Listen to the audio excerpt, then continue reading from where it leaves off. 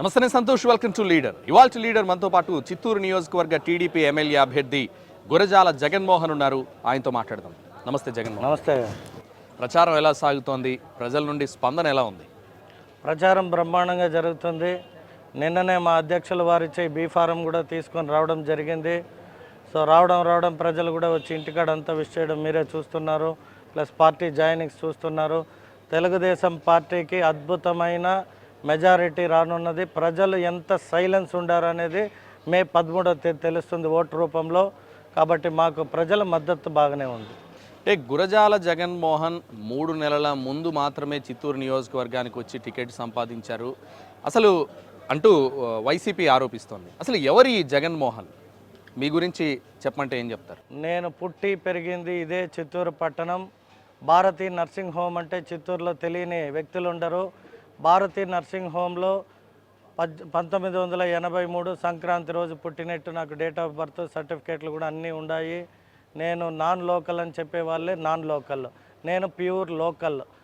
ఎవరైతే నన్ను non local అంటారో వాళ్ళు ఎక్కడ పుట్టారు వాళ్ళది నిన్న సబ్మిషన్లోనే డేట్ ఆఫ్ బర్త్ డీటెయిల్స్ ఉంది. సో మీరు అవన్నీ తెలుసుకోవచ్చు. ఎవరో చెప్పిన గాలి మాటలు లేదా ఇంకొక పార్టీకి సంబంధించిన అభ్యర్థి విమర్శల్ని ప్రశ్నారూపంలో అడగకూడదు అనేది నా ఒక ఇది. ప్రచారంలోకి వెళ్తున్నప్పుడు ప్రజల నుండి ఎలాంటి సమస్యలు మీ దృష్టికి వస్తున్నాయి? ముఖ్యంగా త్రాగునీటి సమస్య ఎక్కడికక్కడ చిత్తూరులో ఒక ప్లానింగ్ లేదు. ఒక మున్సిపల్ అధికారులు కావచ్చు, రెవెన్యూకి సంబంధించిన వారు కావచ్చు, ప్రాపర్ కోఆర్డినేషన్ లేకుండా గబాని ఎలక్షన్ వచ్చింది. సో ఎలక్షన్ సందర్భంలో మేము డ్యూటీలో ఉన్నామంటూ ప్రజలు ఎక్కడికి పోయినా 10 రోజులు అయ్యింది, మాకు నీళ్ళు వదిలే వాళ్ళు లేదు, 15 రోజులైంది వాటర్ లేదంటూ నీటి సమస్య పైన ఎక్కువగా ప్రాబ్లమ్స్ని చిత్తూరు ప్రజలు చెప్తున్నారు. జగన్మోహన్ గెలిస్తే చిత్తూరు నియోజకవర్గానికి ఏం చేస్తారు? చిత్తూరు పట్టణాన్ని సురక్షమైన పట్టణంగా, ఈ చిత్తూరు పట్టణానికి ముందు స్మార్ట్ సిటీ కావాలి. ఎందుకంటే ఇది అత్యంత దగ్గరగా, అంటే మెట్రోపాలిటన్ సిటీస్ ఒకటి చెన్నై ఉంది, ఒకటి బెంగళూరు ఉంది. ఈ రెండింటికి అత్యంత సమీపంలో ఉన్న ఈ చిత్తూరు చాలా ఇంకా వెనకబడి ఉన్నది. అంటే వెనకబడిందంటే నాయకులు చేయలేదు అని కాదు, సరిపోవడం లేదు. అంటే నిధులు తెచ్చి చిత్తూరుని ఏ విధమైన డెవలప్మెంట్ చేస్తే చిత్తూరు నియోజకవర్గం అభివృద్ధి చెందుతుంది అనే దీనిపైన చాలా ఎక్సర్సైజ్ చేశా. మరీ ముఖ్యంగా మీరు అన్నట్టు 3 నెలల క్రితం రాలేదు. నేను ఈ పుట్టి పెరిగి 21 సంవత్సరం ఇక్కడే ఉంటిని. ఒక 20 సంవత్సరాలు వ్యాపార రీతి పక్కనే ఉన్న కర్ణాటక బెంగళూరుపై వ్యాపారాలు చేసిన మాట నిజమే. 1 సంవత్సరం అయింది వచ్చి ఆఫీస్ పెట్టి ఇల్లు కొనుక్కొని. సో నేను నా వంతు ఏం చేయాలో అవన్నీ చేస్తున్నా కాబట్టి మా అధినాయకుడు కూడా గుర్తించి ప్రజల స్పందన ఉంది కాబట్టి నాకు సీట్ ఇవ్వడం జరిగింది. తప్పితే ఎక్కడో ఉండే వ్యక్తిని తెచ్చి ఇచ్చారు అనేదంతా అది రాజకీయంగా ప్రత్యర్థులు మాట్లాడే మాటలు. వ్యాపారం చేసుకునే జగన్మోహన్ రాజకీయాల్లోకి ఎందుకు వచ్చారు? ప్రజల సేవ కోసమా, డబ్బు సంపాదించడానిక? నేను రాజకీయాలకి 2010 నుండి రాజకీయాల్లో ఉన్న, మీరు నా ఫేస్బుక్ కావచ్చు, ట్విట్టర్ కావచ్చు, లేదా ఇన్స్టాగ్రామ్ కావచ్చు, అనేక మాధ్యమాల్లో చూస్తే నేనేం నిన్న వచ్చిన నాయకుడు అయితే కాదు. మా అధినాయకుడు ఏ పని చెప్తే అది, నేను ఎక్కడ ఉన్నా కూడా మా అధినాయకుడు పలానా జాగాలోపై ఎలక్షన్ చేయంటే ఆ పని చేసిన వాడిని. ఇది నేను పుట్టి పెరిగిన ఊర్లో అవకాశం ఇప్పుడు వచ్చింది కాబట్టి ప్రతి ఒక్కరు ఏదో కొత్తగా వచ్చాడు, కొత్తగా వైఎస్ఆర్ పార్టీకి సంబంధించిన నాయకులు తప్పితే ఏ ఒక్క ప్రజలు కానీ మా పార్టీకి సంబంధించిన వాళ్ళు కానీ ఎక్కడ లోకల్ నాన్ లోకల్ అనేది రాలేదు. వాళ్ళు అది ఒక స్ట్రాటజీ ప్లే. నాన్ లోకల్ అతను ఉండడు, ఇతను ఉండడు, ఇతనే రేపొద్దున ఉంటాడా లేదా అనేది ప్రజలు గమనిస్తారు. ఎందుకంటే మీరు ఒక నామినేషన్ పత్రాల్లో చూస్తే 15 కేసులు ఉన్న వ్యక్తి తిరిగి మళ్ళీ జైలుకు పోతాడా లేదా అనేది ప్రజలు నిర్ణయించుకుంటారు. చిత్తూరు నియోజకవర్గంపై జగన్మోహన్కు ఉన్న విజన్ ఏంటి? నేను మీరన్నట్టే బెంగళూరు అనే పట్టణంలో వ్యాపారం చేశాను కాబట్టి ఆ డెవలప్మెంట్ అనేది బెంగళూరు లాంటి మహానగరాలు, చాలా విదేశాలు కూడా తిరిగి వచ్చాను కాబట్టి నాకు హౌ టు డెవలప్, మనం ఏ రకమైన నిధులు తెచ్చుకొని, నిధులు మన ప్రభుత్వం దగ్గర లేకపోయినా పీపీపీ పబ్లిక్ ప్రైవేట్ పార్ట్నర్షిప్ కింద ప్రతి గవర్నమెంట్ భూములను కానీ, గవర్నమెంట్కి సంబంధించిన కొన్ని సంస్థలను కానీ ఏ రకమైన డెవలప్మెంట్ చేయొచ్చు అనే నాలెడ్జ్ మా అధినాయకుడి దగ్గర నుండి మేము నేర్చుకున్నాం. మేము రేపు ఏమి అనేది ప్రజలకి ఖచ్చితంగా రానున్న 2024 ఎన్నికల్లో గెలిచి చిత్తూరు నియోజకవర్గ ప్రజలకి ఏ విధమైన డెవలప్మెంట్ చేసి చూపిస్తాననేది నేను రానున్న రోజుల్లో చెప్పదలుచుకున్నాను. చిత్తూరు అంటేనే హత్యా రాజకీయాలకు పెట్టింది పేరుగా చెప్తారు. ఈ హత్య రాజకీయాలన్నింటినీ కూడా ఎలా కంట్రోల్ చేస్తారు జగన్మోహన్ ఎమ్మెల్యే? నాకు తెలిసినంత వరకు భయపడేవాడు ఉంటే బెదిరిస్తూనే ఉంటారు. మనం భయపడకపోవడానికి గల కారణాలు ఏమంటే ఐఎమ్ ఏ క్లీన్ చిట్. నాకు ఎక్కడ కానీ ఎటువంటి కేసులు, నా వ్యాపారాలు కూడా ఐఎమ్ ఏ బిల్డర్. నేను డెవలప్ చేయడం తెలుసు కానీ కూలగొట్టడం నాకు తెలీదు. కాబట్టి నేను ఇటువంటి రౌడీజాలకు, హత్య రాజకీయాలకు భయపడే వ్యక్తిని అయితే కాదు. నేను కరెక్ట్గా ఉన్నంత చూపు నా ప్రజలకు నేను ఏం సేవ చేయాలో అది మాత్రమే నా బాధ్యతగా భావించి నా పని చేసుకొని పోయేది నా లక్ష్యం. చిత్తూరు రోడ్ వైండింగ్ బాధితులకు మీరు ఎలాంటి భరోసా ఇస్తారు టీడీపీ తరఫున? ఖచ్చితంగా తెలుగుదేశం పార్టీ అధికారంలోకి వస్తుంది. నేను ఎమ్మెల్యేగా ఈ నియోజకవర్గ ప్రజలు నన్ను గౌరవించి ఎన్నుకుంటారు. నేను దాన్ని ఏ టైప్ ఆఫ్ కాంపన్సేషన్ కల్పించి వాళ్ళని సాటిస్ఫై చేయగలుగుతానో చూసి రానున్న రోజుల్లో ఖచ్చితంగా వారందరికీ న్యాయం చేసి వాళ్ళ ద్వారానే, వాళ్ళ త్రూనే దాన్ని డెవలప్ చేయడానికి కావాల్సిన మార్గాలను ఎత్తుక్కొని డెవలప్ చేస్తాను. జగన్మోహన్ గారు, విజయానంద రెడ్డి ఇక్కడ అనేక సేవా కార్యక్రమాలు చేశాను, జగన్మోహన్ నన్ను చూసి అక్కడక్కడ ఈ మధ్య చేశారు సేవా కార్యక్రమాలు అంటూ అన్నారు. మీరు చిత్తూరుకి వ్యక్తిగతంగా రాజకీయాల పరంగా కాకుండా చిత్తూరుకు చేసిన సేవలు ఏంటి? మీరు ఏ రోజైనా ఒక ట్రస్ట్ అనేది ఎప్పుడు రిజిస్టర్ అయ్యింది అని నెట్లో కొట్టినా, లేదా నా ట్రస్ట్ డాక్యుమెంట్ అడిగితే 2017 నవంబర్ 15వ తేదీన నా ట్రస్ట్ రిజిస్టర్ అయ్యింది. అంతకంటే ముందు నా తండ్రి పేరు ఉండేది జీసీఎన్ గురజాల చెన్నకేశవ నాయుడు. నేను ఏమి సేవలు చేశానని ప్రజలను అడగాలే కానీ, అంటే మేబీ ఆయన అనొచ్చు చిత్తూరు ప్రజలకే అని మాట్లాడచ్చు. నేను ఏ రోజు సేవ చేసేటప్పుడు ఓటు కోసమో రాజకీయం కోసమో సేవ చేయలే. నేను ఏ ప్రాంతంలో ఉంటే, నేను ఎక్కడ ఉన్నా కూడా 2013, 14 మా గుడిపాల మండలం కావచ్చు, తెలుగుదేశం పార్టీలో నాయకులకి ఆరోగ్యరీతి సమస్యలు రావచ్చు, లేదా చదువులు కావచ్చు, లేదా గ్రామాల్లో నీటి సమస్య కావచ్చు, గుడి బడి కావచ్చు, అనేకం చేసున్నా. ఆయనకి నేను ఎవరనేది తెలియదు కదా. సేవాభావంతో ఉండే వ్యక్తులు ఆయన రాజకీయ ఉద్దేశంతో ఇక్కడ ఉన్న ఒక ఎమ్మెల్యేని కూడా డమ్మీని చేసేసి నేనే అనుకుంటూ అన్ని అధికారాలు నా చేతిలోనే ఉన్నాయి అంటూ ఒక సంస్థకి వైస్ చైర్మన్గా కూడా పనిచేశాడు. ఒక ఆర్టీసీ రూట్ కానీ, ఒక ఆర్టీసీ రూట్ బస్సు కానీ ఆయన వేసినట్టు నిరూపిస్తే నేను ఏదైనా రెడీగా ఉన్నా. అలాగే గురజాల జగన్మోహన్ ఒక్కడే కాకుండా ఈ ఎన్నికల్లో 5 మంది మాజీ ఎమ్మెల్యేలతో కలిసి వస్తున్నాడు నాపై పోటీ చేయడానికి అంటూ కూడా వైసీపీ అభ్యర్థి చెప్తున్నారు. అంటే మీరు ఇక్కడ గమనించాల్సింది ఒకటే, రాజకీయాల్లో అతనితో ఎవరు పోతా లేదంటే అతని క్యారెక్టర్ వల్ల అతనితో పోలేదు. ఎందుకంటే నిన్న నామినేషన్లో తానే స్వయంగా ఒప్పుకున్నాడు నా పైన ఎర్రచందనం కేసులు ఉన్నాయని. 13 కేసులు డీటెయిల్స్ అతను సమర్పించినవి. నాకు వేరే వాళ్ళు చెప్పడం 50-60 కేసులు అన్నారు. సరే, అది కేసుల సంగతి పక్కన పెడితే తాడా కేసు, లిక్కర్ కేసు, ఏదో లిక్కర్ కేసు కూడా ఒకటి చూపించారు. పైగా మత విద్వేషం కేసు మొన్న ఒకటి మసీదులో జరిగింది. సో మత విద్వేషాలు, లిక్కర్ కేసు, శాండిల్ కేసులో ట్రాన్స్పోర్టర్ అని అతనే ఒప్పుకున్నాక అతనితో నన్ను పోల్చి మీరు మాట్లాడడం కూడా తప్పే. అతని గురించి నన్ను అడగకూడదు. ఎందుకంటే ప్రజలకు అతనే చెప్పుకున్నాడు. ఇప్పుడు ఇది నేను మాట్లాడితే విమర్శ అవుతుంది, సెల్ఫ్ ఇదైపోతుంది. మేము పార్టీ పరమైన మా నాయకుడు ఏం చేస్తాడు, నా నియోజకవర్గానికి నేను ఏమి చేయాలని మాత్రమే ఆలోచిస్తాను తప్పితే అతను ఎవరో వ్యక్తి గురించి ఎక్కువ శాతం మాట్లాడాల్సిన అవసరాలు నాకైతే లేదు. మీరు అడిగారు కాబట్టి చెప్పాల్సిన బాధ్యత కాబట్టి చెప్తున్నా. ఈ ఎన్నికల్లో అలాగే మీరు అడిగిన నాయకులు అన్నారు. ఈ చిత్తూరు పట్టణానికి సీకే బాబు గారు అనే వ్యక్తి 4 సార్లు ఎమ్మెల్యేగా చేశాడు కాబట్టి వారిని వెళ్ళి నేను కలిసి వారి ఆశీస్సులు కోరినప్పుడు ఈ నియోజకవర్గానికే నువ్వు ఎందుకు ఎమ్మెల్యే కావాలి అని నన్ను అడిగారు. నేను పుట్టి పెరిగింది ఇక్కడే కాబట్టి నేను ఎక్కడైనా నిలబడగలుగుతాను, ఎక్కడైనా గెలవగలుగుతాను అని ఉన్నాను.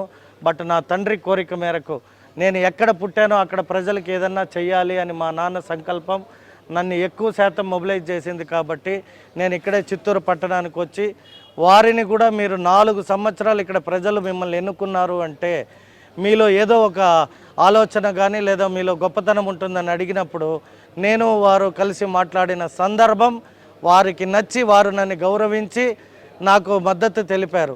అలాగే ఏఎస్ మనోహర్ గారు, వారు మా పార్టీలోనే ఉన్నారు. మా పార్టీలోనే ఉంటే వారిని అనేక వీటికి గురి చేసి ఒత్తిడి చేస్తే కొన్ని రోజులు సైలెన్స్గా ఉన్నారే కానీ వాళ్ళు Telugu Desam party MLA, Telugu Desam party municipal చైర్మన్గా చేశారు. వారికి కూడా 35 సంవత్సరాల అనుభవం కాబట్టి వారు మద్దతు తెలిపారు. అలాగే ప్రస్తుత ఎమ్మెల్యే మీరు అన్నట్టు జంగాలపల్లి శ్రీనివాస్ అన్న నాకు వాళ్ళ కొడుకులు నేను క్లాస్మేట్స్, వారితో నాకున్న సత్సంబంధం గత 30 సంవత్సరాలది, ఈ రోజుది కాదు. సో వారిని నేను ఎప్పుడు కలిశానో వారు కూడా అలాగే నన్ను బ్లెస్ చేయడం జరిగింది. కాబట్టి ఆదికేశులు గారి కుటుంబం ఆమె సత్యప్రభమ్మ గారు ఉన్నప్పుడు వారి ఎలక్షన్ చేశాను. సో వారు ఇక్కడ లేకపోవచ్చు.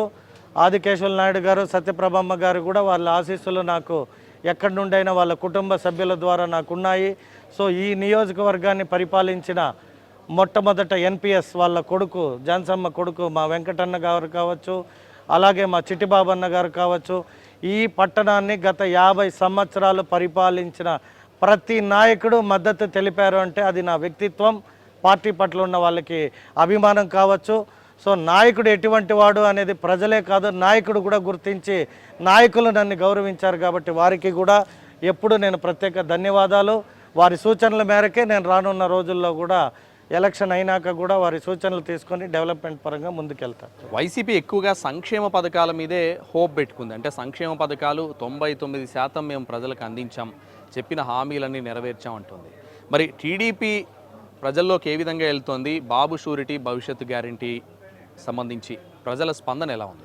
అంటే మీరు గమనిస్తే నేను ఒక మాట అయితే స్ట్రైట్గా చెప్పదలుచుకున్నా. తల్లిదండ్రి భోజనం పెట్టారు, మీకు అన్నం పెట్టాను కదా, మిమ్మల్ని కన్నాను కదా అంటే వాళ్ళు నిజమైన తల్లిదండ్రి కారు. ఒక తల్లిదండ్రి అంటే ప్రభుత్వం తల్లిదండ్రి లాంటి పాత్ర పోషించాలి. తల్లిదండ్రి ఇల్లు ఇవ్వాలి, బట్టలు ఇవ్వాలి, భోజనం పెట్టాలి. నేను భోజనం పెట్టినా చాలు కదా అంటే ఇల్లు వాకిలి చదువు లేకపోతే ఆ పిల్లవాడు ఎలా చెడిపోతాడో, వాడికి ఏ విధమైన భవిష్యత్తు ఉంటుందో అలా రాష్ట్రం కూడా ఇన్ఫ్రాస్ట్రక్చర్గా డెవలప్ కావాలి. ఈరోజు సింగపూర్ కానీ, దుబాయ్ కానీ, యూఎస్, యూకేలంతా ఇంత డెవలప్మెంట్ వచ్చింది అంటే ఇన్ఫ్రాస్ట్రక్చర్ డెవలప్మెంట్. ఈరోజు హైదరాబాద్ పట్టణంలో ఒక ఎకరా 100 కోట్లకు పలికింది అంటే ఆనాడు నారా చంద్రబాబు నాయుడు గారు హైటెక్ సిటీ కట్టినప్పుడు నవ్విన ముఖ్యమంత్రులు, నవ్విన ప్రజలు ఈరోజు వాళ్ళ భూముల ధరలు కావచ్చు, వాళ్ళు ఉన్న ఒక సోషల్ థింగ్స్ కావచ్చు, ఆనాడు చంద్రబాబు నాయుడు లాంటి తెలివైన వ్యక్తి మాకు ముఖ్యమంత్రి కాబట్టి ఈరోజు ఇక్కడ వచ్చిన కంపెనీలు, ఐటీ కంపెనీలు కావచ్చు, ఇండస్ట్రీస్ కావచ్చు, ఆ ఎంప్లాయ్మెంట్ కలిగింది కాబట్టి అంత స్థాయికి రీచ్ అయింది. కాబట్టి చిత్తూరు పట్టణం కూడా ఏదో వైఎస్ఆర్ ప్రభుత్వంలో మాకు డబ్బులు వచ్చాయి, మాకు అది వచ్చాయి, ఇది వచ్చాయి, సంక్షేమ పథకాలు చెడు అని నేను చెప్పను. కానీ రోడ్స్ ఉండాలి, ట్రాన్స్పోర్ట్ ఉండాలి, ఇండస్ట్రీస్ ఉండాలి, ఉద్యోగ కల్పన, తన కాలుపైన తాను నిలబడి బతికే విధంగా మనం రాష్ట్రాన్ని తయారు చేస్తే రాష్ట్రానికి ఆదాయం పెరుగుతుంది. రాష్ట్ర ఆదాయ వనరులు పెరిగినప్పుడు మనం సంక్షేమానికి కూడా అప్పు చేయకుండా, ఈరోజు అప్పు చేసి ఇవ్వడం గొప్ప కాదు. ఒక ఇల్లు ఉద్యోగం లేని వ్యక్తి ఉంటే ఇంట్లో అప్పుల పాలవుతారు. మనకి అప్పుల పాలైన కుటుంబం కావాలా, అప్పుల పాలైన వ్యక్తి కావాలా అంటే తన కాళ్ళపైన తాను నిలబడి 10,000 రూపాయలు సంపాదించుకున్న దాంట్లో ఒక 10,000 రూపాయల్లో 1,000 రూపాయలు ట్యాక్స్ కట్టా, 1,000 రూపాయలు ఇది కట్టా, జిఎస్టీ కట్టా, 1,000 రూపాయలు సేల్స్ ట్యాక్స్ కట్టాను అంటే 30% గవర్నమెంట్కి వస్తే దాని ద్వారా సంక్షేమాలు కల్పిస్తే రాష్ట్రం బాగుంటుంది. కానీ 5 లక్షల అప్పు ఉన్న రాష్ట్రాన్ని ఎత్తుకొని పోయి 12 లక్షల్లో పెట్టి నేను సంక్షేమ పథకాలు ఇచ్చాను అంటే ఎవరికి కావాలి సంక్షేమ పథకాలు? పని చేసేవాడిని పని చేయనీయకుండా చేసేసి రేపొద్దున రాష్ట్రం పని చేసేవాడే లేకపోతే రాష్ట్రం ఎలా అభివృద్ధి చెందుతుంది? కాబట్టి అభివృద్ధి చెందడానికి ఆదాయ మార్గాలు ఎత్తుక్కొని ఆదాయ మార్గాలు వచ్చినప్పుడే ఒక రాష్ట్రం బాగుపడుతుంది. రాష్ట్రం బాగుపడితే ప్రజలు బాగుపడతారు.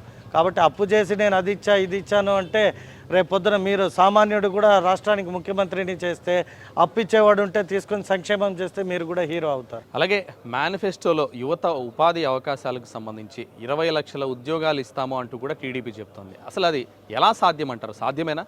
అంటే మీరు గమనిస్తే మాకు అవకాశం ఉమ్మడి రాష్ట్రం విడిపోయిన తరువాత తెలంగాణ నుండి ఆంధ్ర రాష్ట్రంగా మనం ఎప్పుడైతే అమరావతి కట్టుకోవడానికి సాధ్యమా అంటే సాధ్యమే లేదు, 1,00,000 కోట్లు కావాలని ఇదే అసెంబ్లీ సాక్షిగా ఎగతాళి చేసిన వైఎస్ఆర్ ప్రభుత్వం చంద్రబాబు నాయుడు అనే వ్యక్తి పైన రైతాంగం అంటే రైతులు ఎంత నమ్మకంతో అమరావతి క్యాపిటల్కి భూములు ఇచ్చారు. 29,000 ఎకరాలు ఇచ్చారు, ప్లస్ 4,000 ఎకరాలు గవర్నమెంట్ భూమి. 33,000 ఎకరాల భూమిని రాజధానిని కట్టడానికి ప్రైమ్ మినిస్టర్ గారు, పక్క రాష్ట్రమైన చంద్రశేఖరరావు గారు, ఆనాటి ముఖ్యమంత్రి నారా చంద్రబాబు నాయుడు గారు కలిసి అమరావతి పూజ చేశాక మీరు అమరావతి వెళ్ళి అక్కడ బిల్డింగ్లు కానీ చూశారంటే, నిన్న బీఫామ్ తీసుకునేకి వెళ్ళినప్పుడు కూడా ఆ అమరావతి తిరుగుతుంటే ఎంత బాధాకరం అంటే ప్రజల సొత్తు, ప్రభుత్వ సొత్తులు, వాటిని ఆపేసి అన్యాకృతంగా అవి ఆడ పడి ఉంటే చాలా బాధాకరం. ప్రజల సొత్తు అది. సో ఎక్కడైనా మీరు చూస్తే అన్నా క్యాంటీన్ ఆపేశాడు, ప్రజలకు అన్నం పెట్టేదాన్ని.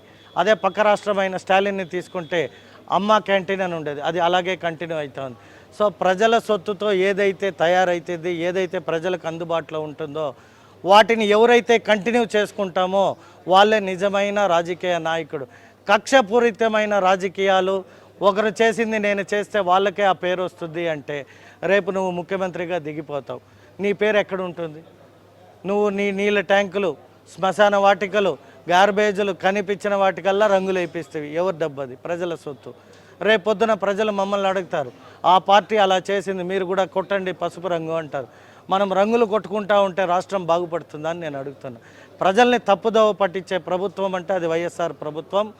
నేను పర్టికులర్గా చెప్తున్నా, మేము 20 లక్షల ఉద్యోగాలు ఎలా ఇస్తాము అన్నామంటే నారా లోకేష్ గారు యువగలమనే ఒక పాదయాత్ర చేపట్టినప్పుడు ఇక్కడే సమీపంలో ఉన్న గంగాధి నెల్లూరులో నడిచి ఆయనకి కొద్దిగా అలసట వేస్తే కూర్చొని ఒక చిన్న బండి కాడ, ఏమ్మా బజ్జీలు వేసిన ఆమె దగ్గర బజ్జీ తింటూ, ఏం తల్లి నీ బిడ్డలు ఏం చేస్తారు అంటే, నా బిడ్డలు చదువుకొని ఉద్యోగం లేదయ్యా అనింది.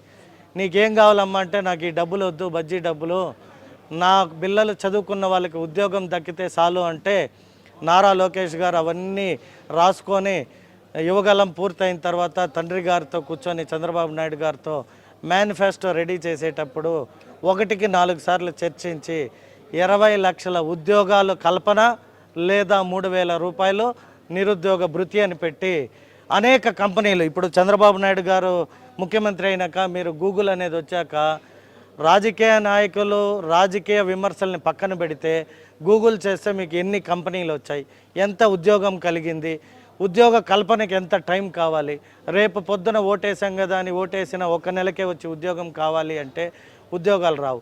ఒక 6 నెలల్లో, సంవత్సరం రోజుల్లో ఒక కంపెనీని పెట్టడానికి, స్థాపించడానికి స్థలాలు కావచ్చు, పర్మిషన్స్ కావచ్చు తీసుకొని రానున్న రోజులు అన్నారు. సో మాకున్న 5 సంవత్సరాల అవకాశంలో ఖచ్చితంగా మా నాయకుడు ఏది చెప్పాడో అది చేసిన చరిత్ర ఉంది. అంటే మీరు ఇప్పుడు ఏవైనా చూడొచ్చు, కియా అనే ఒక కంపెనీ కట్టడాన్ని ఎంత స్పీడ్గా చేసి ఉద్యోగాలు కల్పించారో దాన్ని మీరందరూ కూడా చూశారు. కాబట్టి మా అధినాయకుడు ఏది చెప్తే అదే చేస్తాడు, చెప్పేవే చేస్తాడు. మరోవైపు సీఎం జగన్ ఎప్పుడు చూసినా పేదలకు పెత్తందారులకు మధ్య యుద్ధం అంటున్నారు ఈ ఎన్నికలు. ఎవరు పేదలు, ఎవరు పెత్తందారులు? మీరు గమనించుంటే ఇదే కుప్పం నియోజకవర్గం, మా అధినాయకుడు నియోజకవర్గంలో పోయి మీ ముఖ్యమంత్రి ఇల్లు కూడా కట్టలేదు ఇక్కడ అంటే, మా ముఖ్యమంత్రి పని చేసే నాయకుడికి ఇండ్లు, బంగ్లాలు మీరు గమనిస్తే నామినేషన్ పత్రాల్లో రేపు జగన్మోహన్ రెడ్డి గారు దాఖలు చేస్తారు కడపలో. ఆ నామినేషన్ పత్రాల్లో ఆయన ఆస్తులు చూడండి, ఆయన ఇండ్లు చూడండి, ఆయన నివసించే బంగ్లాలు చూడండి. అంటే ఏదో రాజకీయ విమర్శలు చేస్తూ జగన్ గారు పెత్తందారి. ఎవరండి పెత్తందారి? నారా చంద్రబాబు నాయుడు గారు 2 ఎకరాల రైతు కుటుంబంలో జన్మించానని పదే చెప్పాడు. ఆ 2 ఎకరాల్లో జన్మించిన చంద్రబాబు నాయుడు గారు ఈ రాష్ట్రాన్ని ఏ విధంగా ముందుకు తీసుకుపోయాడనేకే హైదరాబాద్కి 9 సంవత్సరాలు ముఖ్యమంత్రి, తర్వాత అమరావతికి 5 సంవత్సరాలు ముఖ్యమంత్రి. 14 సంవత్సరాలు అవకాశం ఇస్తే ప్రజలకి ఏం చేశాడని ప్రజలను అడిగితే ప్రజలు ఈరోజు మాకు ప్రజల మద్దతు ఎందుకు తెలిపారు? మేము చేయబట్టే కదా మద్దతు తెలిపారు. కాబట్టి చంద్రబాబు నాయుడు అనే వ్యక్తి ఏది అయితే చెప్తాడో అదే చేస్తాడు, ఏది చేయగలమో అదే చెప్తాడు. కాబట్టి రానున్న రోజుల్లో ప్రజలు నిర్ణయిస్తారు. చిత్తూరులో పుట్టిన బిడ్డగా చిత్తూరు రుణం ఎలా తీర్చుకోబోతున్నారు? శాశ్వతమైన నీటి సమస్య లేని చిత్తూరుగా, చిత్తూరుని ఒక అద్భుతమైన స్మార్ట్ సిటీ. స్మార్ట్ అంటేనే అందమైన, క్లీన్ అండ్ గ్రీన్.